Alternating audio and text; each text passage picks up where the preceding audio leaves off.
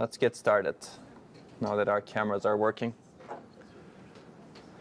Today we're going to continue multiprocessors, and we're going to hopefully tackle two important issues. One is memory ordering. Actually, they're both related to memory ordering. One is consistency, memory consistency, which is related to the ordering of all operations. And the second is cache coherence, which is related to the ordering of operations on a single cache block. That's the major difference between these two. As a result, they have totally different implications, but they're both related to getting things correct, programming multiprocessors correctly. But before that, you're already aware of this. There's a midterm coming up next week, April 23rd, which is next Wednesday. Right now, next Wednesday. It's in class. It's going to be similar to a first midterm in terms of spirit and questions, and except the content. Questions will not be the same. Closed book, closed notes. 2 cheat sheets are allowed. Basically, it's twice the same sheet as midterm 1, 2 times the same sheet. Scope is any topic we've covered so far in the course. That includes lectures, labs, homeworks, readings, review sessions, ... OK? And as I've told you before, material after midterm 1 will have higher weight on the exam. That doesn't mean that we will not ask you anything from midterm 1 topics, because things build on each other, right? For example, MSHRs are very difficult to understand without understanding out-of-order execution, right? Hopefully you know what MSHRs are. I'll leave you with that. OK, and I've already given you the suggestions last week, but the biggest suggestion is solve past midterms and finals on your own, in addition to obviously studying and internalizing the lecture material and studying hard. Check your solutions versus the online solutions. And you have many, many examples of exams. So you don't have any reason not to study for the exam, I think. Right? And the spring carnival is also over. So there's nothing that will block you now. Doing homework 7 is another thing that I would definitely recommend. Even though the homework 7 is not due before the exam, finish it. You don't need to submit it. If you want, submit it. But do it. And if you're actually looking for solutions for homework 7, it's really in the past exams, because the questions that are in homework 7 are actually coming from past exams. OK? And do the readings that are required, including the reading for today, which is this paper. Even I did it yesterday, again, for the nth time. It's only 2 pages, actually. It's less than 2 pages if you count the. It's 1.5 pages by Leslie Lamport. It's about consistency. Well, sequential consistency. It's a paper that introduced what we will talk about today. OK, any questions on the exam? OK, well, remember we ended the lecture with something like this, difficulties in multiprocessing. And I told you that much of parallel computer architecture design and research is about 2 things. One is designing machines that overcome the sequential bottleneck and the parallel bottlenecks to achieve higher performance and efficiency. And we know what those bottlenecks are. Sequential bottleneck is denoted by Amdahl's law. Parallel bottlenecks in the parallel portion are threefolds, right? Synchronization, they're due to 3 things: synchronization, load imbalance, and resource contention. And the second part of parallel computer architecture is mainly about making programmers' life easier in writing correct and high-performance parallel programs. And these 2 are both requirements, correct and high performance. If you leave one, then it's really easy to do this, right? You can get a program really high performance while sacrificing correctness, right? And vice versa. You can get a program really correct by sacrificing performance. The art is really doing both. So we're going to talk about actually both in the next few lectures. Today we're going to focus a lot on this, basically. How can we have the infrastructure in a multiprocessor that enables programmers' job to be easier to program these machines? This is the reading that I just showed you, Lamport's 1.5-page paper that talks about consistency. So we're going to talk about memory consistency. This introduced the idea of sequential consistency, but there are a lot of other consistency models that I will allude to today, but I'm not going to talk about. Basically, this is the focus of the first part of the course, memory ordering in multiprocessors. And we've seen this issue before, right? You have a bunch of operations, A, B, C, D. The key question is, in what order should the hardware execute these operations and report the results to the software? We've seen this issue in out-of-order execution very well, right? This is determined by the ISA. It's a contract between the programmer and the microarchitect.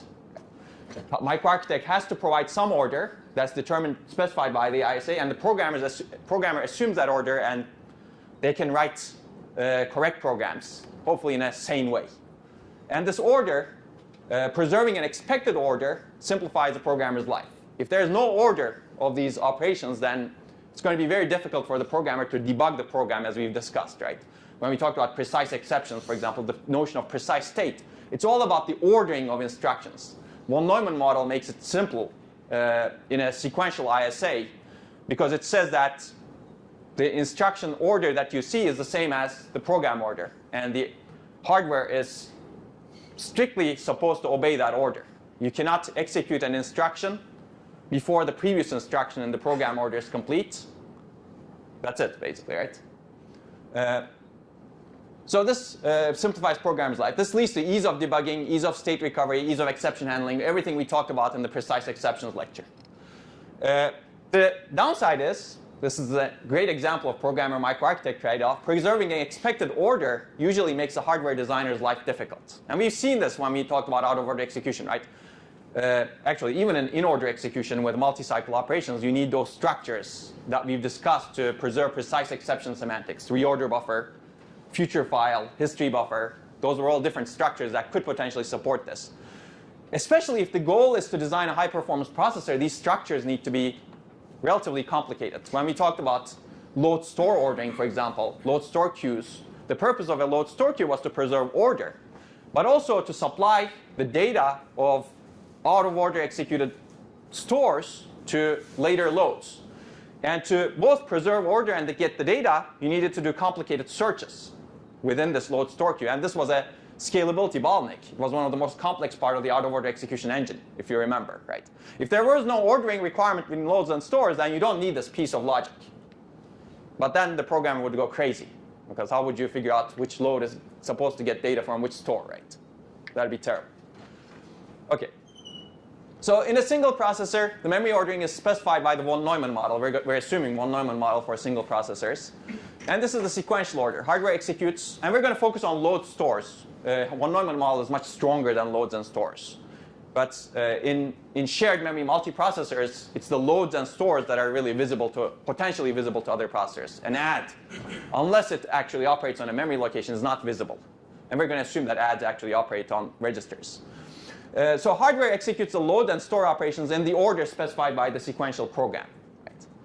And out-of-order execution does not change the semantics. Remember, hardware retires or reports to software the results of the load and store operations in the order specified by the sequential program. That's the whole purpose of this load store queue. That's the whole purpose of the reorder buffer. And the advantage of this is big, because you can get architectural state that's precise within an execution. And architectural state, there are two advantages. One is you get precise exceptions, precise architectural state, which enables you to debug really efficiently and well.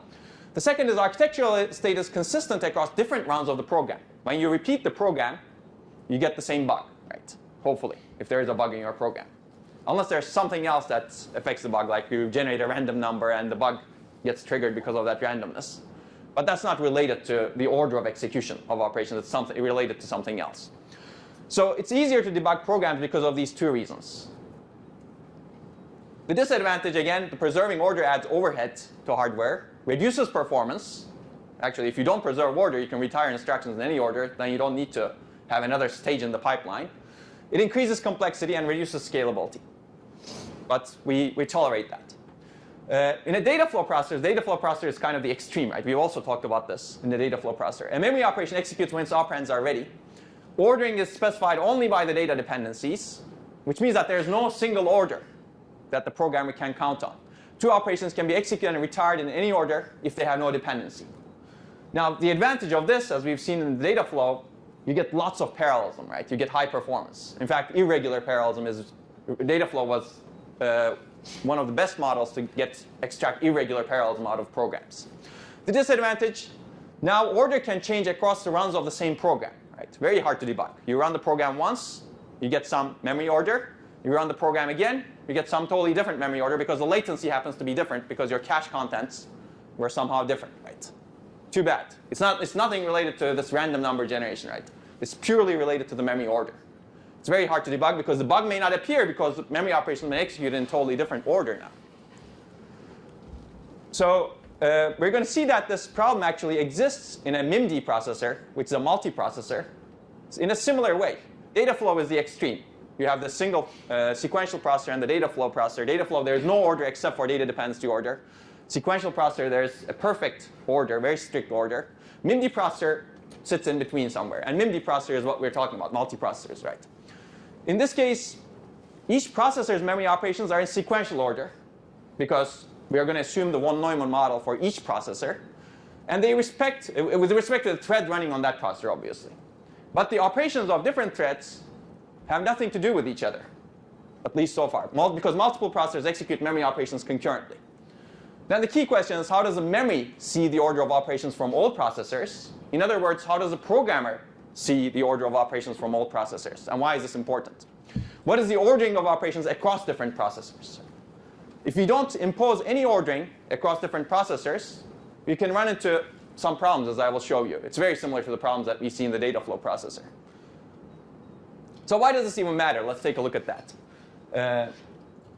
There are three reasons. One is ease of debugging, the second is correctness, and the third is performance and overhead. Ease of debugging, it's nice to have the same execution order done at different times to have the same order of execution, right? This is kind of, well, I shouldn't say order over there. If you have a program that you're executing, if you execute it multiple times, you would like to see the same order of execution every time, right? This leads to repeatability. As a result, you can debug the program much more easily. You would like to do this for the same program at multiple times. The second is correctness. This is actually bigger than the correctness issue because we're going to see that consistency doesn't necessarily satisfy this debugging problem. We're going to get back to it. The second is correctness. And the key question here is, can we have incorrect execution if the order of memory operations is different from the point of view of different processors?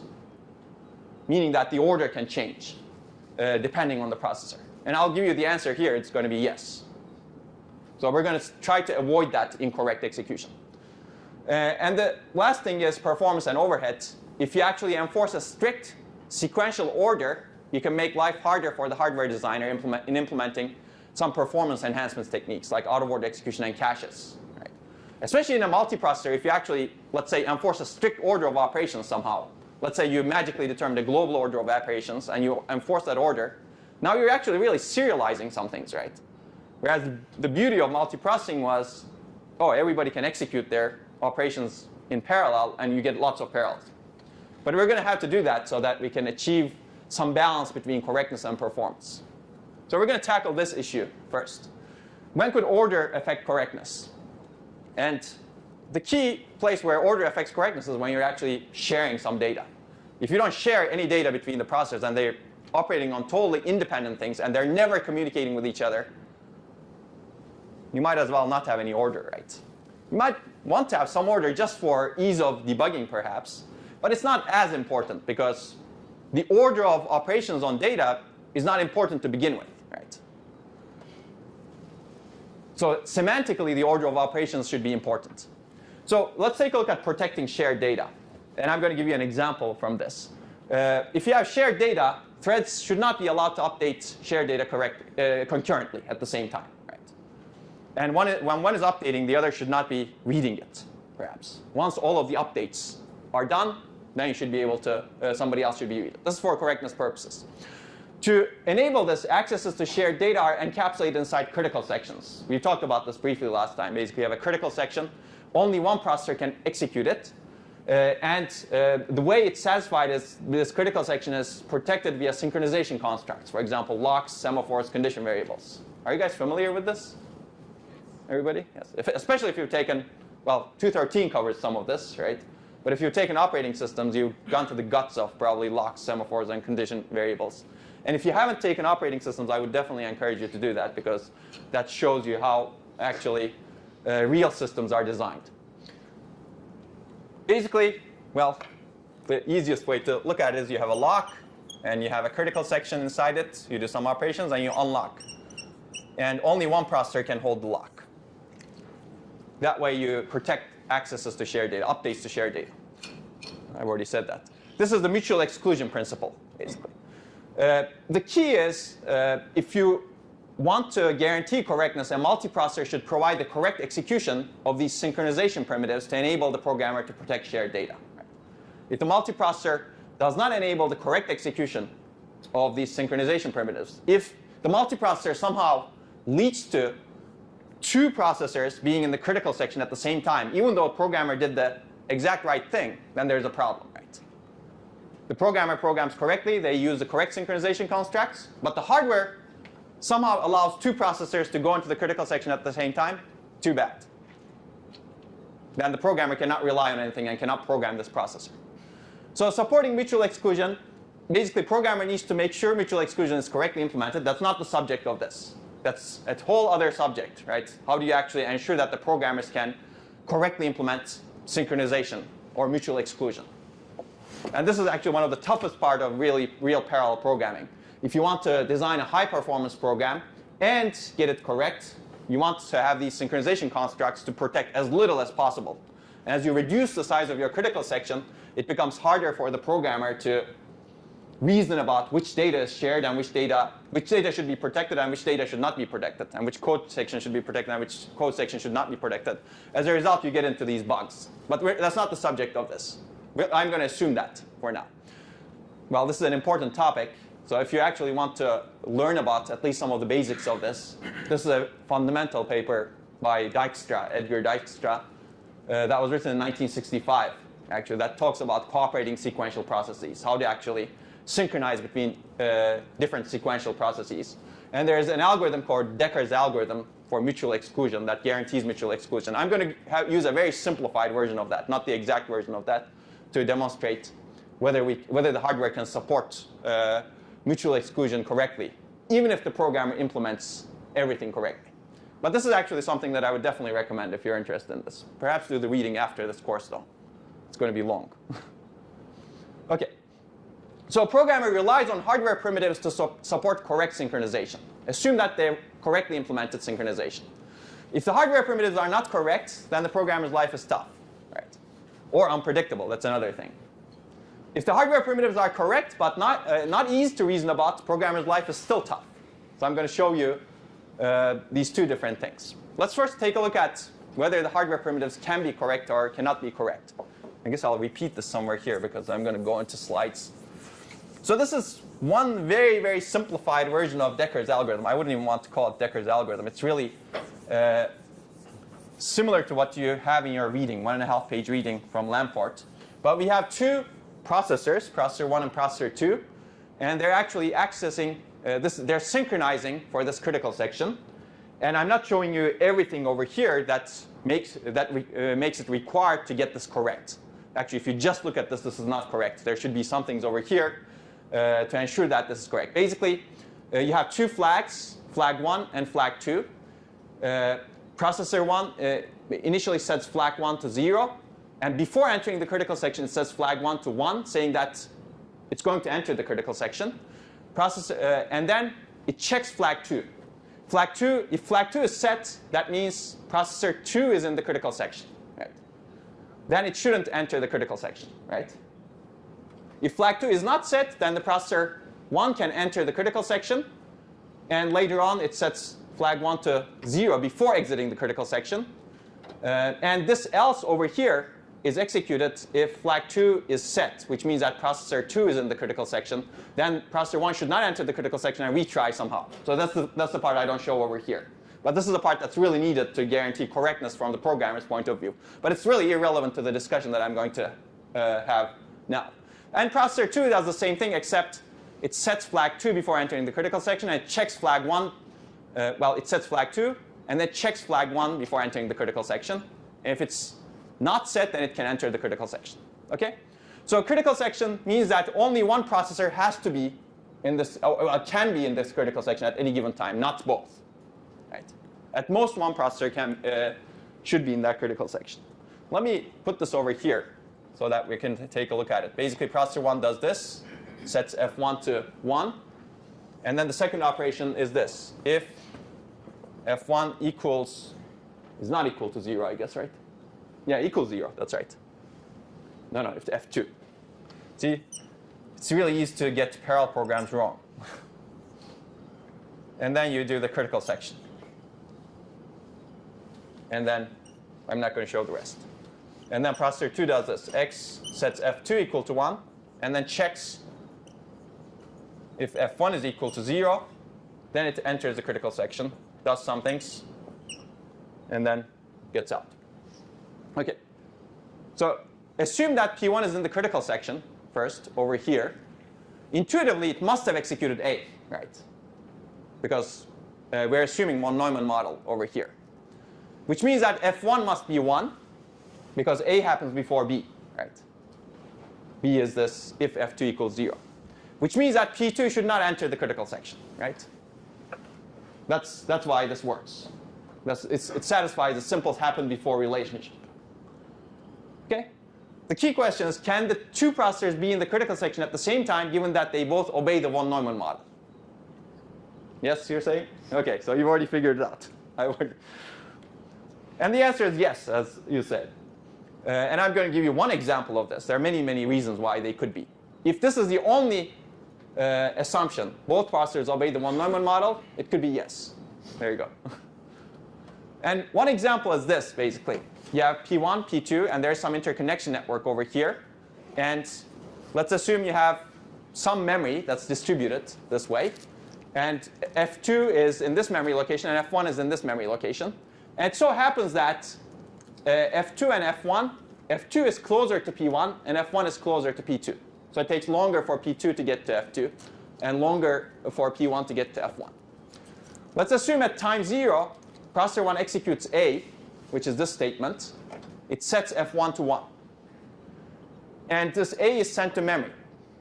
And it'll take a long time to complete. But processor 1 assumes that F1 is complete. This processor assumes that this is done. Right? And then it moves on to the next statement. At the same time, P2 executes X, which is this statement, and sends F2 all the way to memory. F2 equals 1, this update, this store to memory, and assumes that it's complete. Basically, the store to F2 is complete from processor 2's point of view. So at the end of time step 1, I guess, or 0, both processors have executed this, but the memory operations are not complete. The operations are not visible yet to the other processors, right? This is the same thing repeated over here. At the time step 1, P1 executes B, which is this statement. I guess I should put P1 and P2 over here. This statement, which it checks if F2 equals to 0. So it starts a load to F2, right? F2 is not anywhere in the registers, it's in memory. And remember, F2 is somewhere over here. That's close to processor 1. And F1 is somewhere over here in the memory that's closest to processor 2. Basically, at time step 1, processor 1 starts a load to F2. Okay? And this operation is sent to memory, this load operation. At the same time, processor 2 executes Y, basically starts a load for F1. And the operation is sent to memory. Now, memory, because F1 is farther from processor 1, this store to F1 takes longer than this load to F2. So memory returns F2 earlier. Right? Memory sends back F2 to P1 at time 50, let's say, 50 cycles later. This load to F2 is complete. And initially assume that, I guess, F2 is 0 and F1 is 0 because they were set much long ago. OK? Make sense? So basically, at time 50, memory sends back F2 to processor 1, which is 0. At the same time, memory sends back F1 to processor 2, which is also 0. Now both processors got 0. So they can both enter the critical section, right? It's beautiful. Because hardware really didn't guarantee anything other than the one Neumann model. Well, later, they both went into the critical section. They can execute the critical section. And later, memory responds to the store. Memory completes F1 equals to 1 because it receives that request much later because there's some interconnection network. And this load happens much earlier than the store reaches its destination. Much later, F1 becomes 1. And much later, F2 also becomes 1 because the stores take a long time to execute because they get delayed. But it's too late because these processes have already checked the condition variables. Make sense? So that's why you get incorrect execution here. And this is pretty fundamental, and this is a very simple example, actually. There are much more complicated examples that you can come up with. So what happened here? Let's take a look at this. Processor 1's view of memory operations. It basically, the problem is you violate the intuition of happened before. And that's almost always a problem whenever you program distributed systems. Whenever you program distributed systems, this happened before relation should not be violated, and you get into consistency issues. That's why when I have my Gmail open in 2 places, they're not consistent because somebody violated that happened before relationship. So in this setting, P1, when it executed these operations, its view of memory operations was like this. It saw A first, it saw B next, and then much later the store became visible to P1. Maybe it tests F2 much later. At that point, it can see F2 is equal to 1. So if you think about it, it basically saw X much later than AB. So the order of operations was ABX from P1's point of view. P2's point of view, X was executed first because F2 equals 1 completed, even though it was not visible to P1. And then it executed Y. And much, much later, at time 100 perhaps, and after that, this A, the processor's V1's setting of F1 became visible to processor 2. And if you look at this order, this is ABX, and this is XYA. For processor 1, A appeared to happen before X, whereas it's exactly the opposite for processor 2. X appeared to happen before A. Now you have a violation, right? You cannot have both at the same time. And that's the problem. Both processors have to see the same order because this is not intuitive, right? It cannot happen that you can have these 2 different views of orders. Okay? So how can we solve the problem? Basically, now that you know the problem, you have to somehow ensure that this happened before relationship is guaranteed, which means that both processors have to have the same global order. And that's the idea of sequential consistency in this 1.5-page paper that you're supposed to read. Basically, all processors should see the same order of operations to memory. In other words, all memory operations happen in an order called the global total order that is consistent across all processors. If you guarantee that, you won't run into this problem. The assumption is that with this global order, each processor's operations appear in sequential order with respect to its own operations. So you still follow the von Neumann model. Von Neumann model is not broken, right? Each processor still has in-order operations, but there's a single total global order across all of those load store operations. And this is actually described crisply with 2 principles in this paper. Basically, a multiprocessor system is sequentially consistent if the result of any execution is the same as if the operations of all the processors were executed in some sequential order. So there's no single global total order. There could be many, many global total orders, right? It could be A, B, X, Y, for example. Or it could be A, X, B, Y. Or it could be X, Y, A, B. Those are all sequentially consistent orders, right? As long as all of the processors see that same order. And the second one is von Neumann model, basically. The operations of each individual processor appear in the sequence in the order specified by its program. So this is really a memory ordering model or a memory model. It's specified by the ISA. And this is actually a mess. This has been a mess in many architectures for a long time because this is actually hard to reason about. Sequential consistency is easy to reason about, but if you want to get more performance, as we will discuss later, people have defined different models. Okay, basically, what's the abstraction of the programmer? If you think about this, this provides an abstraction to the programmer that looks like this. Memory is a switch that services one load or store at a time from any processor, and no more than one load. All processors see the currently serviced load or store at the same time, and each processor's operations are serviced in program order. If you satisfy this, then this is sequential consistency. Right. You can think about this a little bit. So as a result, you get many potentially correct global orders. And they're all sequentially consistent. And I think I've enumerated all of them here. ABXY, AXBY, AXYB, XABY, and XAYB, and XYAB. Make sense? Anything else should violate sequential consistency. And which order is observed depends on the implementation and dynamic latencies. Depends on the interleaving, when this processor executes XY. It's very hard to actually enforce that the processor should execute XY, AB, only one global order, right? You can imagine that it's really tough. Then you need to really control all of the processors, which means that you lose a lot of parallelism. Okay. So what are the corollaries of this? First, within the same execution, all processors see the same global order of operations to memory. There is no correctness issue that we've seen before. This satisfies the happened before intuition. The second corollary, unfortunately, across different executions, different global orders can be observed. And each of them are sequentially consistent. As a result, the debugging is still difficult, right? Because order changes across runs. You run your program once, you get some order. You run your program again, you get some other order. Now, if you had a bug in the first run because of that ordering, you will not see that bug. You will potentially not see that bug in the second run. This is very similar to the Dataflow processor, except it's a little bit limited. So we have not solved the debugging issue. Debugging issue is actually harder to solve. How do you guarantee that when you run your program, let's assume that you're debugging, how do you guarantee that in the next run you'll get exactly the same order? And people have proposed different methods for this. One idea is, for example, recording the order in the first run, and the second run, ensuring that the same order happens. This is acceptable when you're debugging, for example, right? You write your parallel program, and you have some infrastructure. Your compiler, for example, records when you're running the program. Well, the compilation infrastructure, not the compiler itself. But you need to have some additional support in your program to actually record the order, and probably from the hardware as well.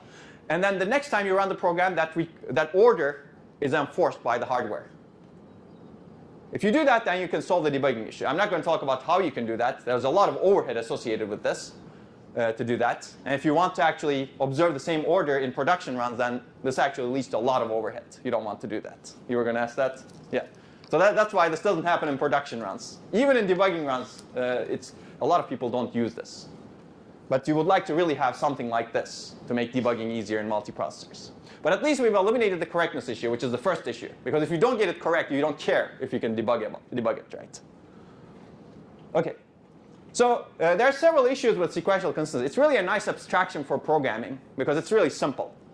But there are two issues. One is ordering requirements can be too conservative, perhaps, right? Maybe you don't have this. You shouldn't really have the strict ordering requirements across all of the loads and stores. Maybe a total global order is not good. As a result of this limits the aggressiveness of performance enhancement techniques. Well, I've already asked you that. I've already given you the answer, I think. Do we really need a global order across all operations and all processors? No. You have a better idea? Well, only when you need to do that. Exactly. Yes. Exactly. And that's the idea of weak consistency. You don't really, most of the time, the processors don't communicate with each other, right? Only when you need to synchronize, access shared data, maybe that's when you enforce the global order, enforce some order. It's not a global order anymore. It's a partial order now, right? Across all of the memory operations. Actually, there's a less strict, but not as strict model, which is maybe you need a global order only across all of the stores, right? This is actually called the total store order model. And x86, for example, the processors that you use today, most of them, use a model like this. It's called the total store order. It's a little bit more complicated than that, but you can take a look at it. There's actually other models that are called unique store order model. Because if you think about it, loads, as long as you guarantee stores are the ones that really update memory locations. As long as everybody sees the stores in the same order, maybe it doesn't matter, right? And this is the even more relaxed model. How about enforcing a global order only at the boundaries of synchronization? Only when you actually need to synchronize between processors, those operations are ordered. And that's the idea of the relaxed memory models. For example, acquire-release consistency model. You could think of having operations that looks like this. Before the critical section, you have acquire. After the critical section, you have release. And then you have another acquire here, and then another release here. And basically everything, all of these acquires and releases can be ordered with respect to each other. And everything else that are outside the acquire and releases, you don't care about the order. Right? As long as all of the operations before the acquire are finished before acquire is complete, and you have a good order within these, and none of the operations after the release have started. Okay, I'm not going to go into detail, but there's a lot of research as well as models that have been proposed for this. There are two performance enhanced techniques that could make implementation of sequential consistency difficult. Actually, we're going to get back to this in a little bit. One is out-of-order execution. So out-of-order execution inherently violates some of this order, right? Loads happen out of order with respect to each other and with respect to the independent stores. This makes it difficult for all processors to see the same global order of all memory operations, right? Of course, you can fix this problem by redoing just for ordering, re-executing the load when it's retired, right? When it's about to retire. You can re-execute the load and re-execute the store just before it's retired, such that you have a single order. But then that adds overhead, if you think about it. Caching is another one. If a memory location is actually present in a cache and potentially present in multiple places, the cache prevents the effect of a store to be seen by other processors, right? How do you ensure that other processors see the effect of a store? Well, if you've cached it, they won't see the store, and they won't see the order. As a result, this also makes it difficult for all processors to see the same global order of all memory operations. Now you can overcome this. Whenever you do a store to a cache, you actually broadcast and say, oh, I'm doing a store to this memory location. Now everybody sees that you've done it, but then it kind of reduces the benefit of caching because you're actually using bus bandwidth to do this broadcast. Right? So these are two things that make implementation of sequential consistency difficult. It doesn't mean that you cannot do it, right? You can guarantee that, but you need to add some overhead, hardware complexity to do that. As a result, people have proposed weaker memory consistency models by realizing that the ordering of operations is important when the order affects operations on shared data. Because that was the reason why we introduced ordering to begin with. Which means that when processors need to synchronize to execute a program region, that's why you want to preserve the order. This is the idea of weak consistency. And it may be difficult to do because the idea is programmer specifies regions in which memory operations do not need to be ordered. Right? And what are those regions? Whenever you're not synchronizing. And one example in modern ISAs is you have these memory fence instructions to delineate those regions. So actually, acquire, release is one example, but you can have a memory fence over here. Memory fence means that you've got to finish all of these operations before the memory fence executes, and nothing else before the memory, nothing that actually comes after the program, after the memory fence in the program should be executed at that time. So it's really a fence that guarantees precise memory state at this point. And what does it mean for all operations before this to execute? All operations before this should be visible to every other processor at that point in time. And no operation after that should be visible to any other processor after that point in time. Okay. Basically, all memory operations before a fence must complete before the fence is executed. And all memory operations after the fence must wait for the fence to complete.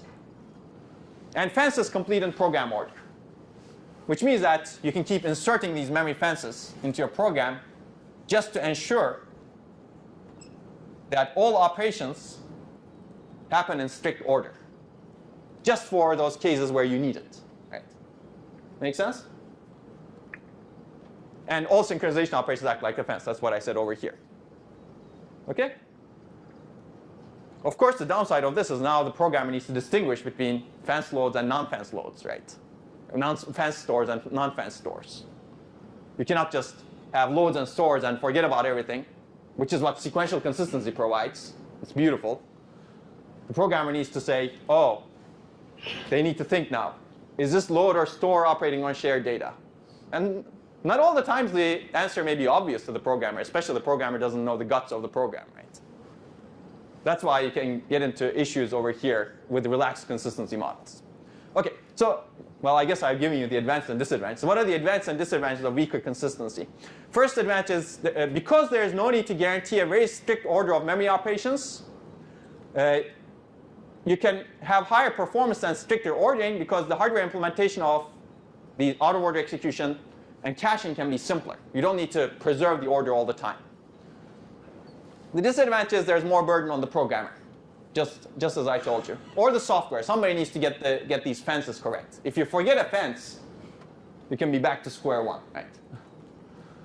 Again, this is another example of the many examples that we've covered in this course of the programmer microarchitect trade-off. Weaker consistency is great for the microarchitect because it's easier to implement, easier to enforce.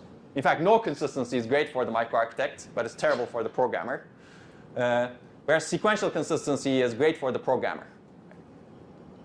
If you want to actually take a look at some related questions, there is a nice question on last year's exam, last year's final, that I just wanted to point you to here. Okay, any questions? I'm not going to go into more detail, but this topic can go on and on. There's still debates as to what should the programming, what kind of programming models support better consistency. What should be the consistency model that's good for the programmer? It's not clear what that answer is yet. Any questions? Okay, let's move on to another interesting issue, which is caused by caching in multiprocessors. So caching is actually complicated because it not only complicates the ordering of all operations, just as we discussed. What does that mean? Memory location can be present in multiple caches, and cache prevents the effect of a store or load to be seen by other processors. As a result, it makes it difficult for all processors to see the same global order for all memory operations. But it also complicates the ordering of operations on a single memory location as well. Why? Because a memory location, again, can be cached in multiple caches, and processors that have cached the same location need to have the correct value of that location, right? But caching makes it a little bit difficult in the presence of updates to that location. And this is the cache coherence problem that we will talk about. So just before we go into it, the memory consistency model that we talked about is about ordering of all operations across, as seen by processors, right? There's all operations that are coming from all processors, regardless of the memory location, should have a single order. That's sequential consistency. Cache coherence is about operations on a single memory location, just one address. And it's about ordering those and ensuring that you get the correct value on that single address. Okay, so some of the readings. I guess I made this required now, but that's okay. As long as you know the MESI protocol, you don't need to do this reading. But that's a beautifully written paper that introduces the MESI protocol that we will talk about. And again, as I said in the last lecture, none of these are really required. This is for your benefit. But Lamport's 1.5 page paper is required. And if you want to learn more about cache coherence, this is actually a topic that has been developed for a long time. We're going to talk about directory-based cache coherence protocol, for example, which was introduced before the MESI protocol, and a bunch of other things. We're not going to talk about these bunch of other things. If you take 742, you'll go into the guts of these bunch of other things, which are actually pretty interesting. Okay, so we've been talking about the shared memory multiprocessors, and many parallel programs communicate through shared memory. This means that whenever one processor writes to a memory location, the other processor should be aware of that write somehow because it may use that value, right? You could have something like this. Each read should receive the last value written by any processor, right? This requires synchronization. What does last written mean, right? And caching complicates the problem because what if this location is cached at either end, right? Whenever this processor writes to this location, what if this cache is not aware of that? Right? Then you have a problem. Yes? Are we assuming anything with virtual memory? Say it again? Are we assuming anything with virtual memory? What do you mean, anything with virtual memory? We're assuming they map to the same spot. Oh, yeah, that's right, that's right. Yeah, these are virtual addresses. They share the virtual address space, basically. That's what we're assuming. And that's what a shared memory multiprocessor or tightly coupled multiprocessor is. All processors see the same virtual address. Okay? Oh, same virtual address space, I should say. So, which means that this A is really a virtual address, as well as a physical address in this case. Yeah. Okay? But if two different pages actually map to the same physical address, you still need to guarantee this. Okay? So it's really stricter than virtual memory. It's really, I would say it's really independent of the virtual memory. As long as you have an address that's shared by two processors, regardless of however it's shared, you need to guarantee this cache coherence. Okay? Okay, so let's take a look at this. Basically, the basic question is, if multiple processors cache the same block, how do they ensure they all see a consistent state? Again, this is about a single block. And we're going to look at block X. Initial value is 1,000.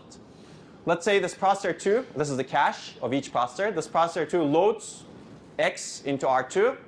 The memory location gets cached in this cache.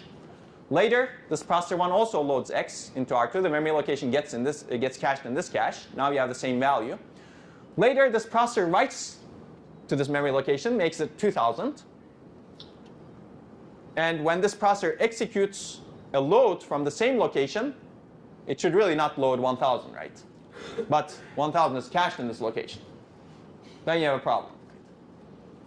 So cache coherence is about ensuring that this processor does not load 1,000 but loads 2,000. Okay. So whose responsibility is this? That's the first question. Again, this is a programmer microarchitect trade-off. Who should guarantee this? You can say, oh, hardware is not going to guarantee anything. Let the programmer deal with this. Well, that's very tough, right? Because hardware is caching things underneath. And if the hardware doesn't help the programmer somehow, then it's very tough for the programmer to even reason about what's going on here. Right? Because caching is automatic, right? Caches are not visible. So you could punt the problem to the programmer. Can the programmer ensure coherence if caches are invisible to the software? That's very tough. Well, actually, it's doable, except with a lot of overhead, right? For example, you could do coherence, software-based coherence at the page level. You can share pages, and you can say, these pages can be cached, but except when I'm writing to this page, I'm going to flush those pages from all of the other caches. Right? Does that make sense? Basically, you can have a protection bit set with the page, and whenever a process or program or thread is writing to that page, it basically triggers an action such that all of the other caches are flushed, and this process is the only process that owns permissions to that page, write permissions to that page. It writes to that page, and after that it resets that bit such that everybody else can load that page. You can imagine that this has a lot of overhead. Right? This is page-based protection and coherence. You don't want to do that. You could actually come up with other ideas potentially. For example, what if the fine-grained ideas? What if the ISA provide a cache flush instruction at a finer grain? Actually, this is something that doesn't work. Let's say flush local A. This flushes or invalidates the cache block containing address A from the processor's local cache. Well, this is not very useful, right? Because some other processor is writing to a processor's cache. You would like to, in that case, get rid of that location from your cache, right? Because you don't want to load the value that was cached on your end. But you cannot predict which processor is writing, when another processor will write to that location. So this doesn't work. This is getting closer to a solution, flush global A. Basically, whenever you do a write, you execute this instruction. And the purpose of this instruction is to flush or invalidate the cache block containing address A from all other processors' caches. Now this may not be bad, right? Whenever the programmer says, oh, store to this location, it also, before that, it says it executes a flush global A instruction. Now this is getting similar to support for hardware cache coherence we're going to cover. The downside of this is if the programmer needs to do this, you need to somehow guarantee atomicity, right? If the programmer says flush global A and everything gets flushed from all of the other caches, and before the store actually happens, some other processor loads that location again into the cache, well, you don't want that, right? So there are race conditions associated with it. If you have an instruction like this, you need to ensure that the store also happens at the same time, such that no other processor loads that location before this processor writes to it. So this is hard to do. But if you actually enable that atomicity, then it's going to be very similar to what we're going to be discussed. Or you can have flush cache instruction, flush invalidate all blocks in cache X, right? Or maybe all caches. Now this is an even stricter, even more higher overhead solution. So these actually do not work. If all you have is these instructions and you add these before the stores in your program, none of these work. Because you can get into race conditions, again, as I said. Some other processor, after the flush all caches instruction, can load that location, and you can get inconsistent results. So the solution is really hardware, because this simplifies software's job. And again, higher level solutions actually exist in the software, but they have a lot of overhead. And one idea is hardware automatically invalidates all other copies of block A when a processor writes to it. this is going to have very similar hardware support to flush global, but hardware automatically does it. The programmer doesn't need to deal with it. And that's the simplest protocol that we will start with. You have caches that snoop or observe each other's write and read operations. If a processor writes to a block, all other caches invalidate it. Invalidate that block. Okay?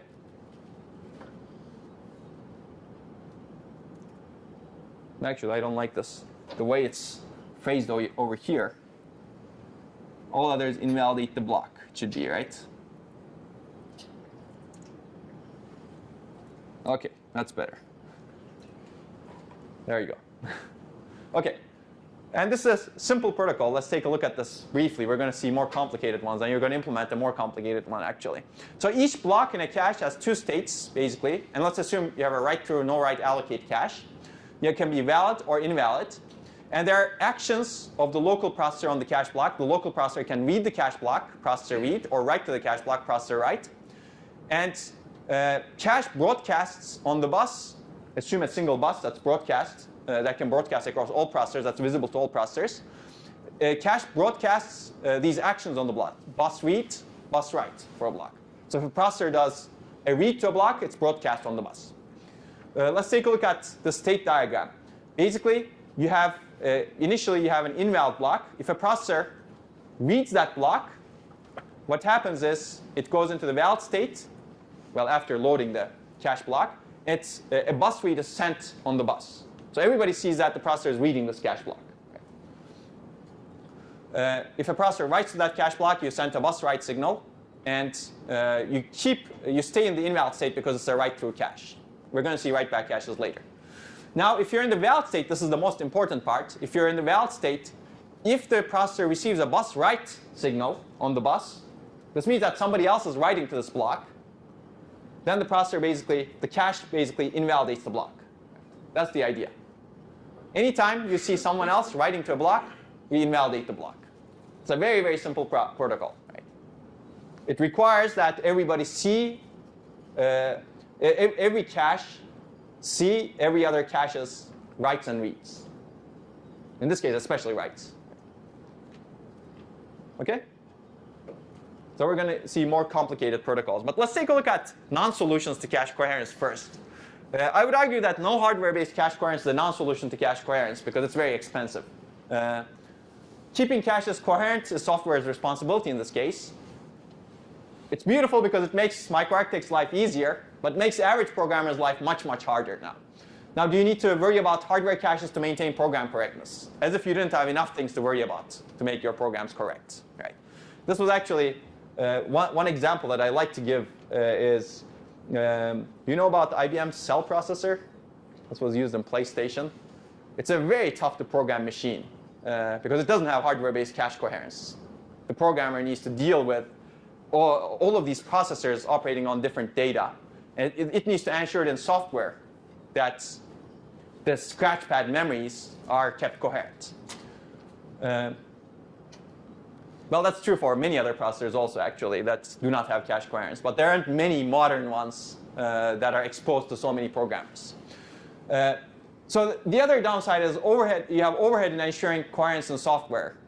If, for example, if you do page-based coherence, as I described, you need to do page protection, and you need to flush all of the other pages.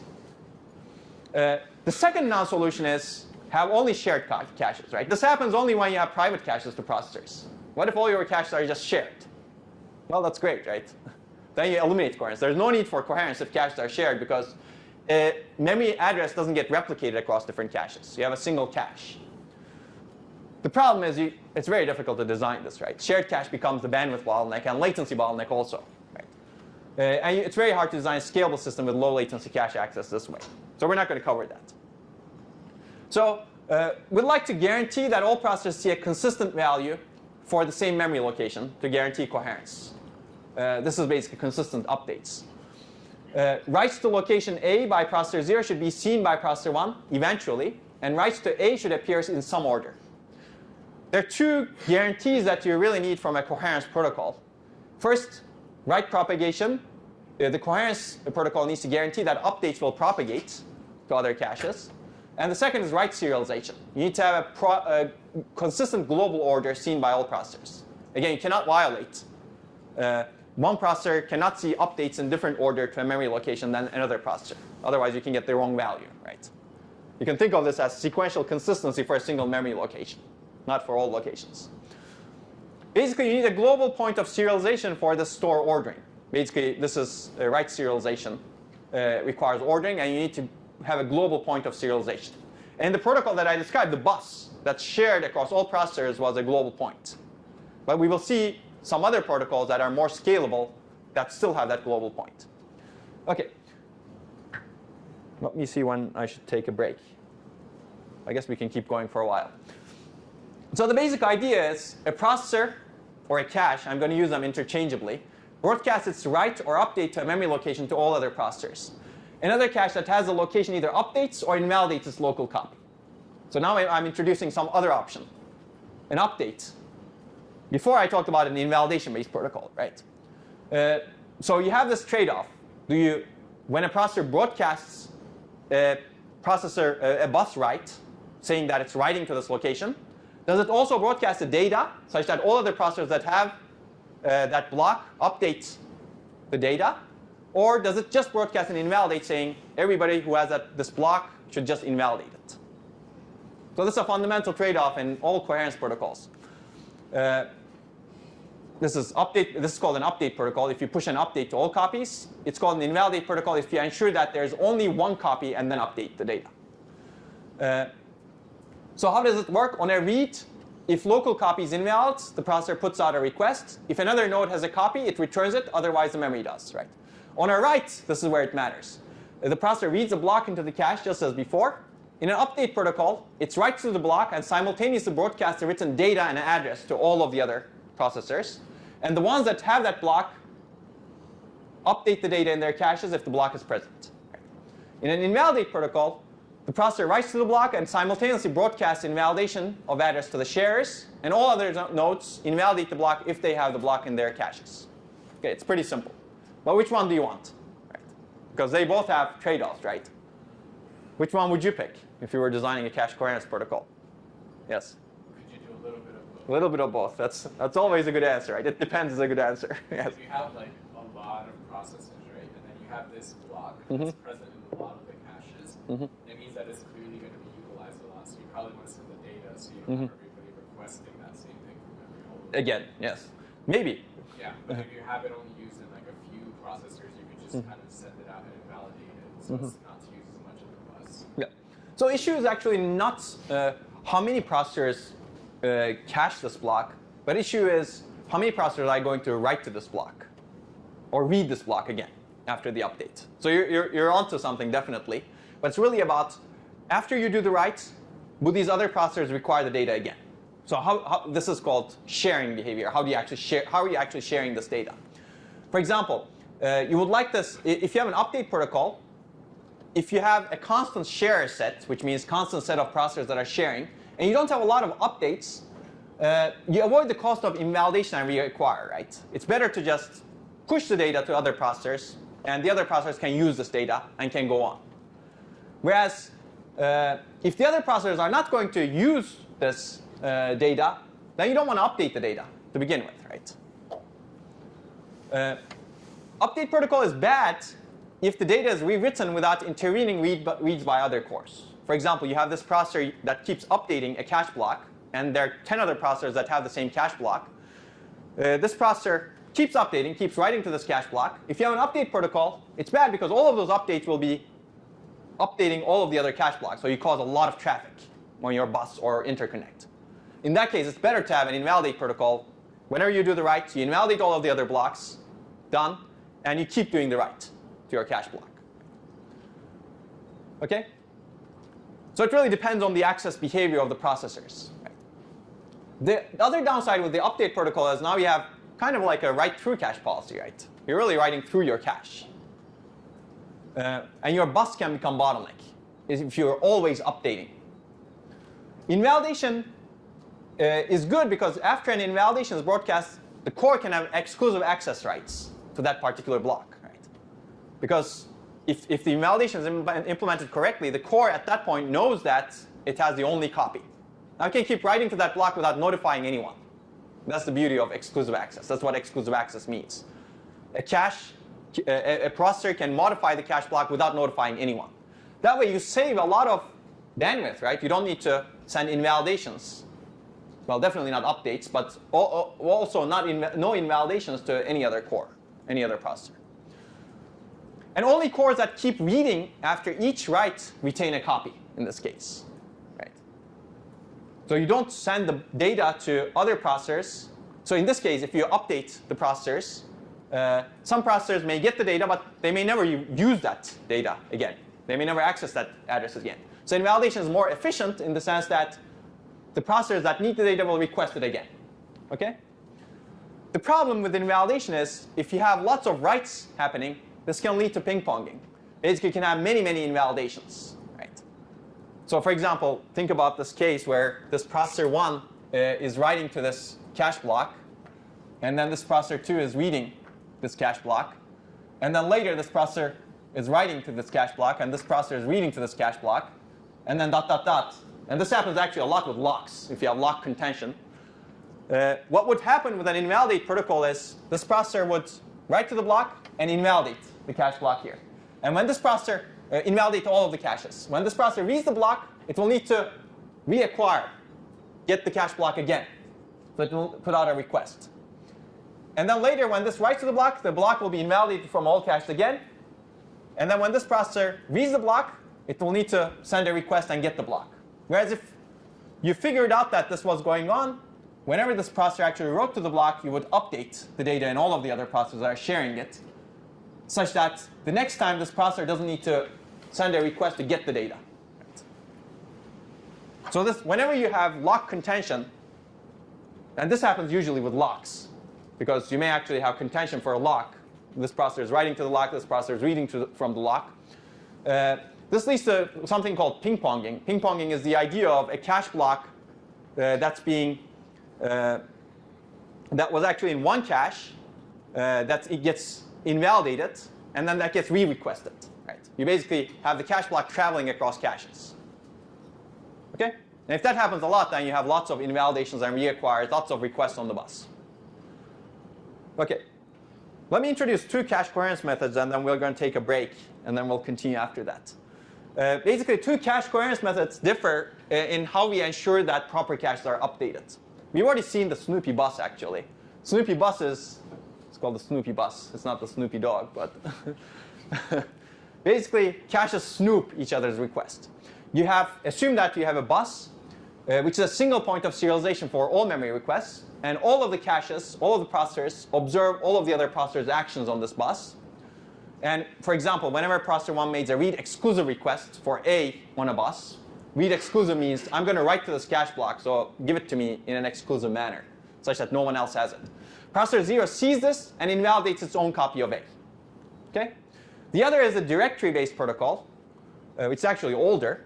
You have a single point of serialization per block that is distributed among the nodes. So this is more scalable. In this case, it's more explicit. Here, it's kind of implicit. Basically, whenever a processor reads or writes to a block, everybody sees it. Here, a processor actually makes explicit request for a block, and there's a directory in some location that is accessible by all of the other processors. It tracks which caches have each block. And the directory coordinates these invalidation and updates. So the protocols can be similar, but how it's done can be different over here. For example, processor 1 can ask the directory for an exclusive copy, saying that, oh, I want this cache block, I'm going to write to it. So it sends a request to the directory, and then directory knows which caches actually contain that cache block. For example, directory knows that P0, some other processor, has this block modified in its cache. The processor, or present in its cache, the directory asks processor 0 to invalidate that block from its cache. It waits for an acknowledgement, and then responds to P1 saying that, P1, I know that none of the processors now have this cache block, so you can safely write to it. So there's more involved here. As you can see, this is probably more efficient in the sense that you don't go through this extra step of consulting the directory to figure out where the cache blocks are. In fact, here, you don't even know where the cache blocks are. There's no central location that knows where the cache blocks are. Whereas in the directory-based scheme, there's a central location that knows where the cache blocks are cached. The upside of this is it's more efficient. You don't have this additional latency. The upside of this is it's probably more scalable, right? You don't need to have a bus in this case. You just need to have a directory that receives these requests. And you can distribute this directory because this kind of serialization happens per cache block. You don't need to have a single location that receives all of the requests for all cache blocks. OK, so we're going to cover directory-based cache coherence after 5 minutes. And you can think of some questions to ask, perhaps.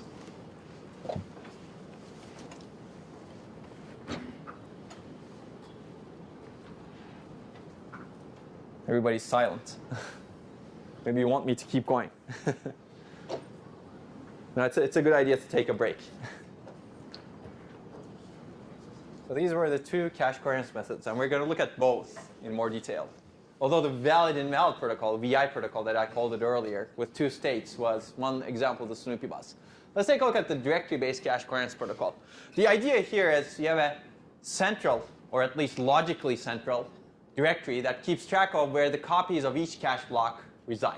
Right? And caches consult this directory to ensure coherence. It's a pretty simple idea. It's logically central because physically it doesn't need to be centralized, right? You can have a directory location for every possible block in the system. So it can be very distributed in that sense because you only need to guarantee serialization for a given block, not for all blocks at the same place. So an example mechanism, for each cache block, in memory, you can store p plus 1 bits in the directory. Let's say you have p processors. You have a directory that looks like this. Assume it's central in this case. For each cache block, you have p plus 1 bits. And the p bits indicate whether the block is present in the processor's caches. For processor 0, processor 1, ... processor, I guess, p minus 1. You can keep track of whether this block, this particular block, let's say block 0, is present in the caches. And the plus 1 bit indicates that you have actually one processor that has the block as exclusive. So if no processor has a block in the caches, this is all 0. This bit vector is all zeros, saying that block 0 is not present in any processor's cache. Make sense? If only, for example, processor 0 has it, and it's exclusive, meaning that exclusive rights were granted, processor 0 has the block, it's exclusive, and processor 0 can modify that block however it wants. Right? It can basically write to that block without telling anything to the directory, because the directory knows that processor 0 has that block in an exclusive manner. Now, if 2 processors, let's say processor 0 and processor 4, 0, 1, 2, 3, I cannot count. Processor 3 have the block, both caches cached in their caches. The block cannot be exclusive, obviously, because if one of them modifies it exclusively, the other one will have their own copy. The directory keeps track of it this way. Basically, 1 bit per processor that indicates, or cache. When I say processor and cache in this case, assume that they're the same. That indicates whether the block is in that cache. Right? An exclusive bit indicates that a cache has the only copy of the block and can update it without notifying others. Well, in this case, they don't notify others because every access to a block goes through the directory, so without notifying the directory. Right? So on a read, you set the cache's bit for that block. On a read to a block, you set that cache's bit for that block and arrange the supply of the data. The directory does this. On a write, the cache requests this block from the directory, sending a read exclusive request or write request. And the directory invalidates all caches that have the block and resets their bits. And the directory knows which caches have the block, right? Because it has a bit vector to keep track of that. And this exclusive bit, if a cache has exclusive access, it needs to record that exclusive access in its own tag directory, right? Tag store. There should be an exclusive bit associated with each block in each cache so that the cache can update the exclusive block silently, right? That's another thing that you have to have in the cache tag store. Otherwise, how would the cache know that it has this block in an exclusive state, or if the block is shared, right? Okay? So that's the idea. It's pretty simple, right? So let's take a look at an example of how this works. Basically, I guess you could follow this, right? This is a simple example. Let's say we have 4 processors. in that case, we have 4 plus 1 bits for this particular block. And let's say we're considering block A over here. And I'm going to change this such that I have 1, 2, 3, 4 bits for processor 0, processor 1, processor 2, processor 3, and then exclusive bit. And then let's say this is block A. We're concerned about only one block here. Let's say initially no cache has this block. So you have all of these as 0 in the directory. And you have processors over here. Processor 0, processor 1, processor 2, processor 3. Processor 1 takes a read miss to block A. It sends a request to the directory saying, I want to read block A, right? Read A, let's say. The directory checks, well, you're doing a read in this case. No cache has the block. No cache has the exclusive. So the directory can say, oh, processor 1, you can have the block. And directory sends a message to memory, getting the block and sending the block back to processor 1. There could be other ways of doing this, but this is the simplest way. Later, let's say processor 3 sends a read request to block A. It sends a request to the directory, read A. The directory checks. Nobody has an exclusive because processor 1, when it actually wanted the block, it didn't say, I'm going to write to this block, right? It said, I'm going to read this block. So directory didn't grant the block to be exclusive in that cache. So the next processor, processor 3, sends a read request. In this case, the directory says, oh, processor 1 has the block, but it doesn't have an exclusive, so I can give the block to processor 3 and give the same block from memory. So now both processors have the block. Let's say later, processor 2 takes a write miss. Processor 2 says, I'm going to write to this block. And it's a write request to block A, or this is also called a read exclusive request. So whenever you're writing, you want to get exclusive permissions to write to that block. It sends this request to the directory. Now the directory checks, oh, processor 1 and processor 3 have this block. So I better first invalidate those caches before granting access to processor 2 to write to this block. So it sends invalidation requests to processor 1 and processor 3. And after it receives acknowledgments from them saying that they've invalidated their blocks, it sets the bits to 0. And after that, it basically takes the block from memory, sets the bits for processor 2, and makes it exclusive, saying that processor 2 is going to update this data, and sends the block to processor 2. Now processor 2 has the block, and it has it in exclusive state. And processor 2, when it receives the block, it sets the exclusive bit in the cache, knowing that the directory granted exclusive access to this block for itself. Right? Now, there are other questions here. Do you really need the acknowledgments? Actually, you do need the acknowledgments if you want this to be a scalable system, right? Because how would the processor know that this, how would the directory know that this processor actually received the invalidation request? There's no single bus in this system. That's the assumption. You could have a single bus, but it doesn't make a lot of sense to have directories when you have a single bus. OK.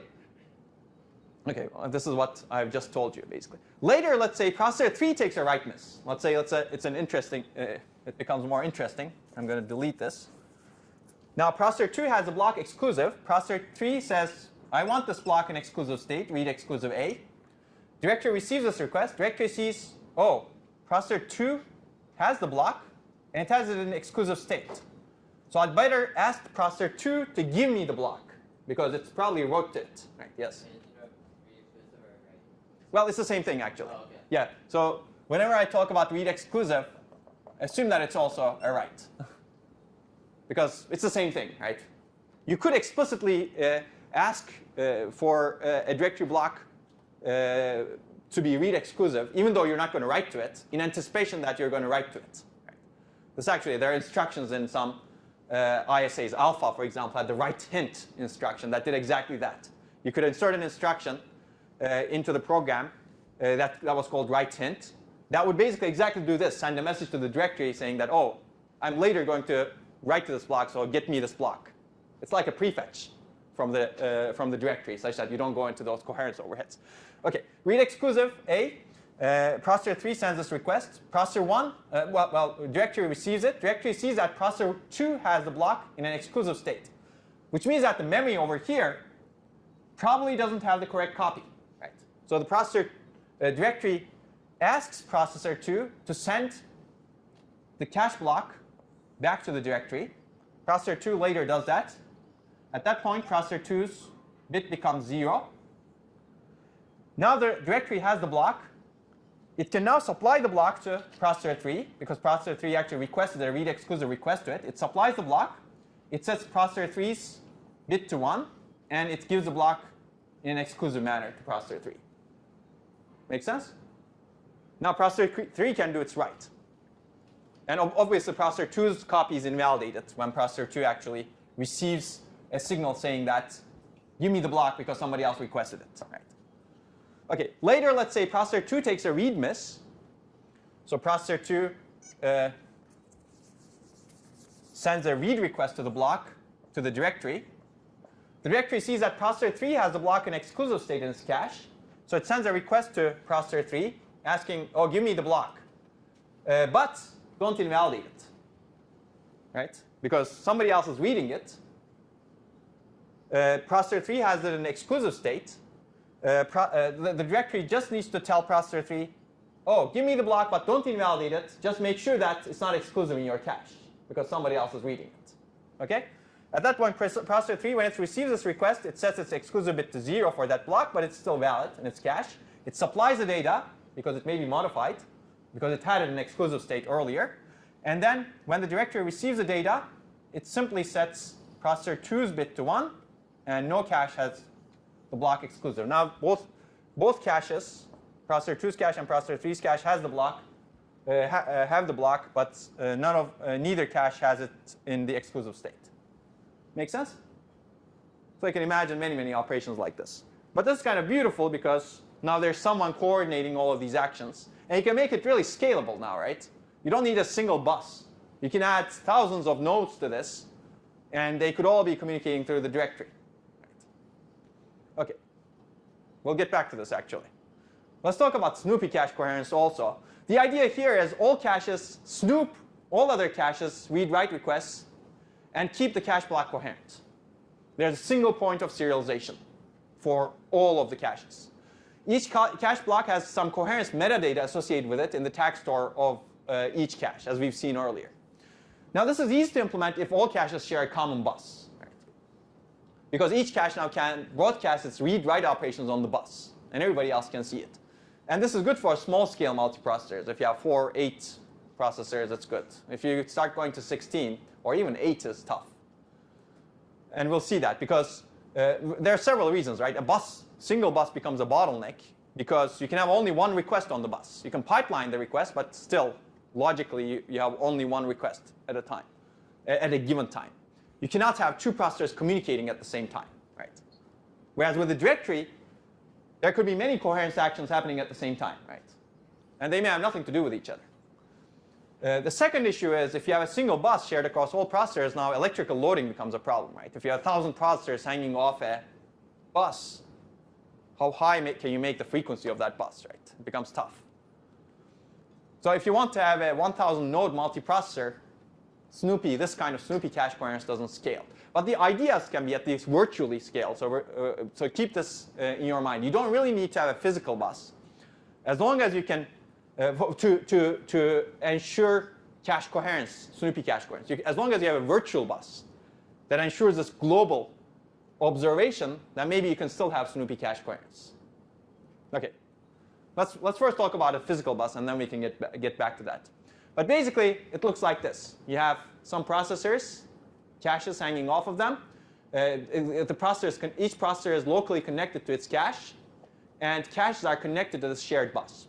And there's some coherent state bits in the cache tag store. For example, MESI protocol has 2 state bits, and we'll see that. Okay, so there could be, so let me actually replicate some of this over here. Maybe I'm going to use it.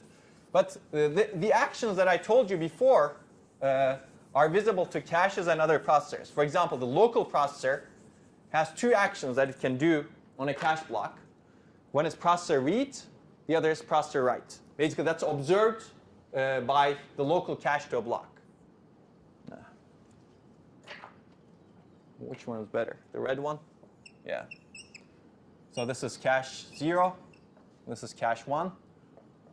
Processor 0. Processor 1. And you have a bus. So this processor 0 can do processor read or processor write. And this is observed by the local cache. And the other processor can do the same thing to its own blocks. And then there's a bus read and bus write that gets broadcast to other caches on the bus. And bus write is also called bus read exclusive, just like I've told you before. OK. And we've already gone through this protocol. Basically, whenever another cache that has a block in its valid state gets a bus write for this block, it invalidates it. Basically, you broadcast not only the type of request, but you broadcast the address of the request. Bus read to A, bus read to B, for example, which makes sense. So let's take a look at a more sophisticated protocol. The previous protocol, valid invalid, has some downsides, but we'd like to extend the metadata to encode 3 states. You can have modified data. This is called the MSI protocol. Cache line is the only cached copy, and it's dirty. You can have shared a block in the shared state. Cache line is potentially one of several cached copies. Or you can have invalid state for the block. The block is not present in this cache. Right? This is a more sophisticated protocol that has 3 states. And this is better than this protocol because here you don't have this modified state, right? A modified state could be good because the processor can modify that cache block without informing anyone. Whereas here, whenever you want to modify that cache block, you inform everyone. Right? So adding one more state, this is called the VI protocol, as I call it over here. It's not a common term. Here, whenever you want to write to the cache block, you always broadcast a bus write. Whereas if you add another state that says modified, and the semantics of the state is that cache line is the only cached copy, this is the only cache that has it, and it's dirty, then whenever you are in this state, you have a cache block in this state, and you're doing a write to it, you don't need to broadcast a bus write on the bus. Make sense? Because that's how the protocol is. So when you get a read miss, the processor makes a read request on the bus and transitions to the shared state, because some other processor may have it. When you get a write miss, this makes a read exclusive request on the bus, and the block transitions to the modified state. When a processor sees or snoops a read exclusive from another cache, it must invalidate its own copy. Right? This is what guarantees coherence, if it has the copy, of course. And if you're going from shared to modified, for example, when you're writing when you're writing to a block that's in the shared state, you just need to invalidate all of the other blocks. Right? You just need to send a bus write request. You don't need to go through memory. OK, so this is what the protocol looks like. I'm not going to go over this in detail, but you can imagine what's happening. I guess one thing that I will point out is here, if you look at this, if the block is in the modified state and the processor is reading to it or writing it, you don't need to send out any action on the bus. This is the processor's action. This is the request or action that's sent out on the bus. This is the benefit of the modified state.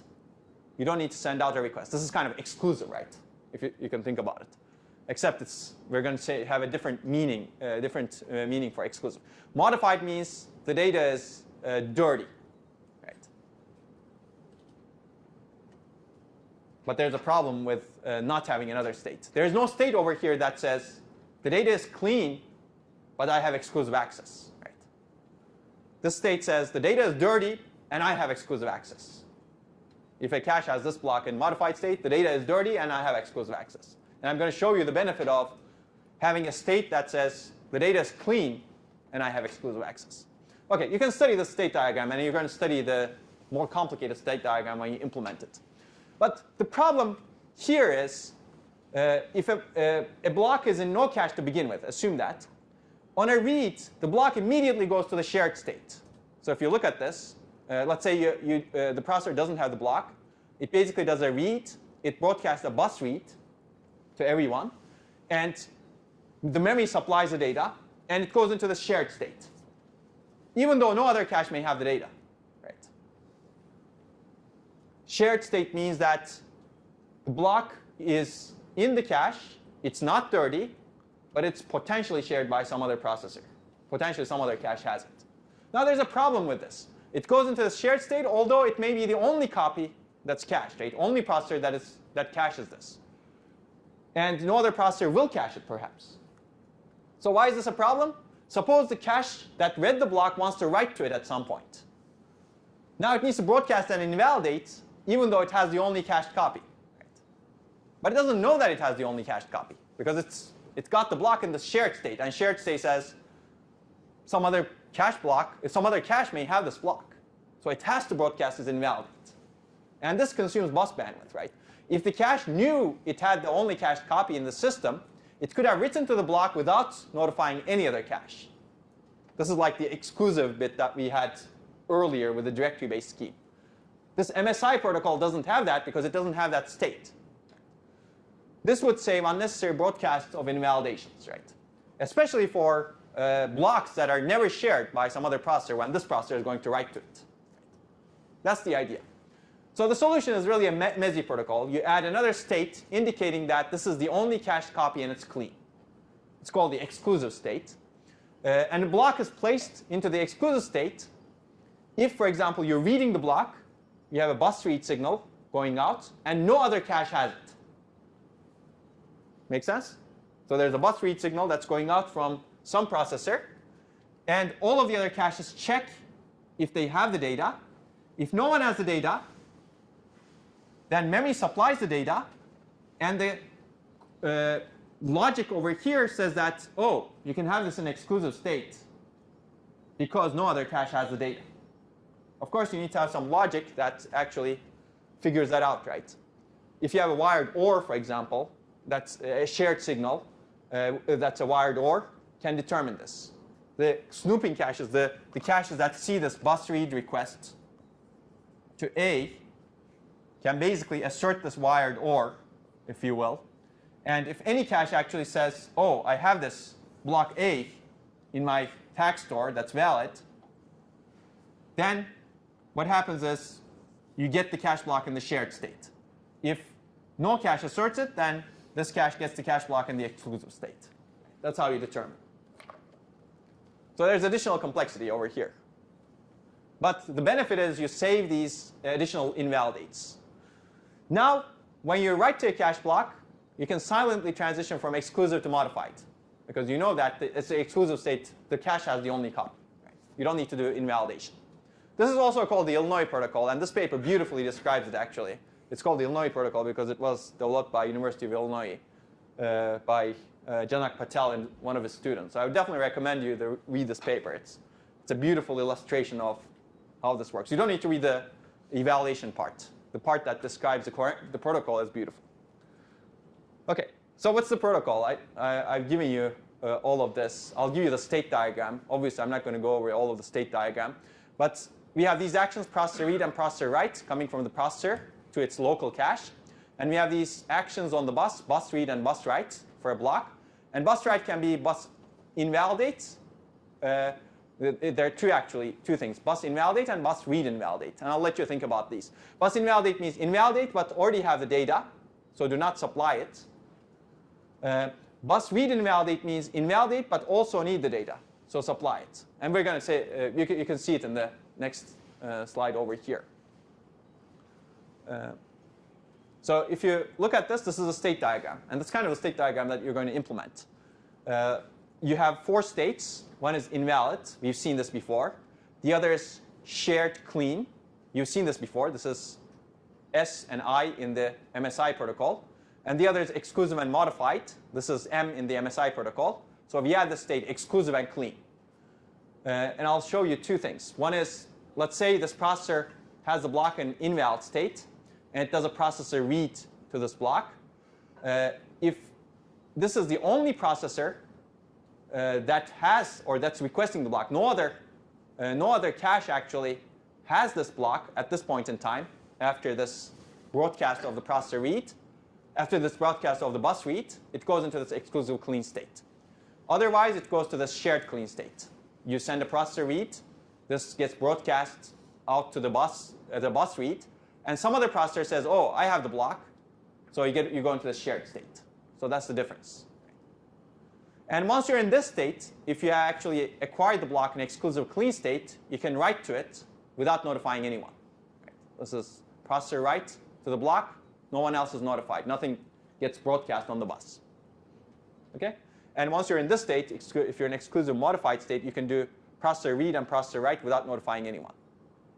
OK, so this is another example of this. This is actually from one of the readings that I recommend. But I'd encourage you to study this diagram. In fact, you'll have to study it for lab 7. OK, and this is actually the state machine from lab 7, if you look at it. This has some explanation, and we're going to put out lab 7 soon. There are several things that I will point out here. One is the terminology of downgrade and upgrade. Basically, downgrade means you're transitioning from a state where you have more power on the block to a state where you have less power on the block, the way I like to think about it. Or, in other words, you're transitioning from the single owner state, you're the only one who owns the block, exclusive or modified, to a shared state. This is called a downgrade because the transition takes away the owner's right to modify the data.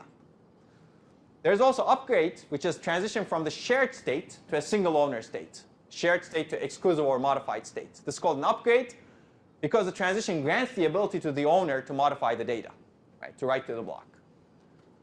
So you can see the downgrades and upgrades over here. This is a simplified form of the diagram, and this is a more complicated form of the diagram, I think. So I'll let you study it. But this is actually implemented in real machines too. Most of the modern processors have a version of this protocol. And Pentium Pro was a bus-based multiprocessor, and it had this protocol, basically. It exactly had these states: modified, exclusive clean, invalid, shared clean. And if you were in the invalid state and if you got a processor read, you broadcast a bus read, and there was a signal that determined whether any cache had it or no cache had it. And then based on that, you would transition to shared clean or exclusive clean. So what you're going to be implementing in lab 7 is very similar to what Pentium Pro had in its coherence protocol. So maybe later you can compare it to Pentium Pro's protocol. OK. So there are a bunch of trade-offs that I would like to try to cover in the remaining 10 minutes. And actually, modern processors have even more complicated protocols, and they keep adding states. But we're going to look at the trade-offs. One question is, whenever you get a downgrade from M, should you go to state shared, or should you invalidate the block? Right? Well, if the data is likely to be reused before it's written to by another processor, you might want to go to shared, right? If the data is likely not to be not reused before it's written by another processor, maybe you want to go to invalid state, right? Because you have this data in modified state in your cache, and somebody else is requesting this data, and you could go into shared state, meaning that you supply the data to the other processor, and both of the processors have the data. If this processor is going to reuse the data before any other processor is going to write to it, this makes sense, right? Because the data remains in this cache. But if this processor is not going to reuse the data before some other processor writes to that location, then it makes sense to actually invalidate this, right? Instead of going from modified to shared, you may want to say, oh, I'm going to invalidate this block because some other processor is going to perhaps write to this block later on. So it's all about reuse of data. The other trade-off is cache-to-cache transfer. Do you actually do cache-to-cache transfers? On a bus read, when you receive a bus read, should the data come from another cache or should it come from memory? And there's flexibility on this. If it comes from another cache, it may be faster, especially if memory is slow or highly contended, right? If another cache obviously has this data. Whereas if it always comes from memory, it's simpler. There's no need to wait to see if another cache has the data and access that cache and get the data. Although this is probably faster because the cache is probably faster, right? This leads to less contention at the other caches. And if the data always comes from memory, it requires write back on an M downgrade, right? Whenever you go from M state to S or I, you need to write back the data. We're going to see this soon, actually. Actually, let me see it. Well, let me introduce the problem with the MESI also. There's a problem with MESI as well, which is the shared state requires the data to be clean in this case, which leads to one problem, right? All caches that have the block have the up-to-date copy, and so does the memory. That's what clean means, right? It's clean. All caches, none of the caches have modified the data, so everything is consistent with memory. Now, this is a problem because you need to write the block to memory when you get a bus read and when the block is in modified state. Right. Does that make sense? If you don't do what I described earlier over here. That complicates things a little bit, but that's the idea. Basically, you don't you need to write the block to memory, which means why is this a problem? Memory can be updated unnecessarily, right? So consider the case where some other processor wants to write to the block again, right? Then you keep writing the block to memory unnecessarily, right? So the problem happens.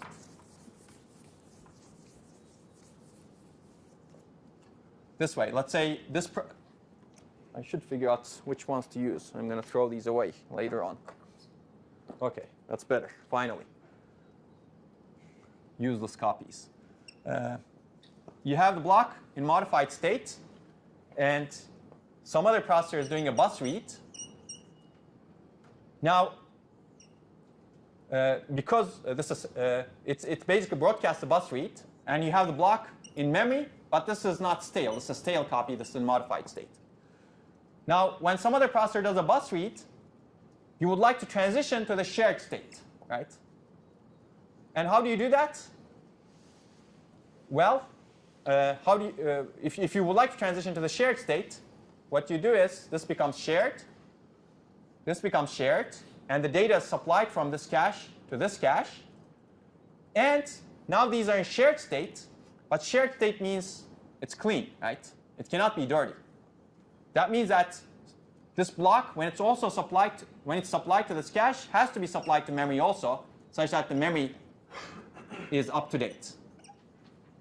Otherwise, the semantics of shared state will be violated, right? Otherwise, shared state is not clean anymore. Make sense? So we would like to get rid of this update. If you want to improve upon this, there could be many things you could do, actually. One idea is do not transition from M to S, as we've discussed, on a bus read. Invalidate the copy and supply the modified block to the requesting processor directly without updating memory. Basically, instead of doing this, instead of initially you have the block invalid over here, when this processor sends a bus read, do not go from M to S. Invalidate this copy, send the block to this cache. Now this block goes to M. Right? Now you still have, well, it's not clean, obviously. It's dirty. You still have the block dirty. It's the only copy in the system, and it's modified. Make sense? This is a version of MIMD protocol, but it's a little bit more complicated. The second idea is, now the downside of this we've seen already. If you don't modify, if you don't go to the shared state, if you're going to read it again, well, too bad. You want to get the data again. And you'll do the same thing. You keep doing the same thing between the different processors when you do ping pong. So this may be a bad idea. The second idea, which many processors today implement, is you actually go from M to S. You were in M. This was invalid. This sent a bus read. You go to shared state, but designate one cache as the owner. And this goes to shared state. But now shared state can be dirty also. And one state is designated as the owner, and the owner will write the block back when it's evicted. Make sense? So all of the caches may actually have the block as dirty, but one of them will write it back. Now shared means shared and potentially dirty. It's not shared and clean anymore. It is shared and potentially dirty. And this is a version of the MIMD protocol. This way you don't keep updating memory. OK? So you can actually keep adding more states. I'd encourage you to study this, because this takes some time to think about it, actually. Cache coherence can get even more complicated. So you're seeing the trade-off, right? We have started with this VI protocol, and then we went into MSI, and then we went to MESI, and then we're talking about MIMD now, even though I didn't give you the state diagram.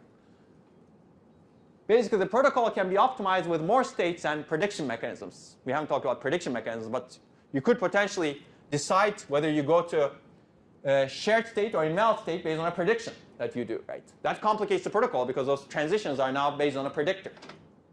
They're not based on just the signals that you see on the bus. You could potentially do that, and it is possible to do that. The upside of complicating the protocol is now you reduce unnecessary invalidates and transfers of blocks. And that's the big goal in coherence. If you can get rid of all of these unnecessary invalidates, that's great, right? Ideally, you would like only those caches that are going to use the block to have the block. You don't want to supply the data to other caches if they're not going to use the block. Right? So that's why having a heterogeneous update versus invalidate protocol is a good idea based on prediction. But that complicates things. However, as you add more states and optimizations, now you're complicating the system. They're more difficult to design and verify. It leads to more cases that to take care of. In fact, it leads to a lot of race conditions. You really need to get this correct. So for example, while this is happening, you cannot supply the data to some other processor. There are a lot of race conditions that need to be obeyed when you have a state machine like the one that I described. I'm not going to go into that, but coherence protocols are one of the complicated parts of the machine to design today. And the second thing is these actually provide diminishing returns as you keep adding to these states. It's not always the case, but usually the next optimization gives you a diminishing return. OK, I guess let me cover this and then we'll conclude. Basically, we talked about these two different coherence methods. Let's look at the trade-offs between them. Snoopy cache, it's simple, right? You have a bus. The upside is the miss latency is short. You don't need to refer to a directory, right? There's just one bus transaction. There's no indirection.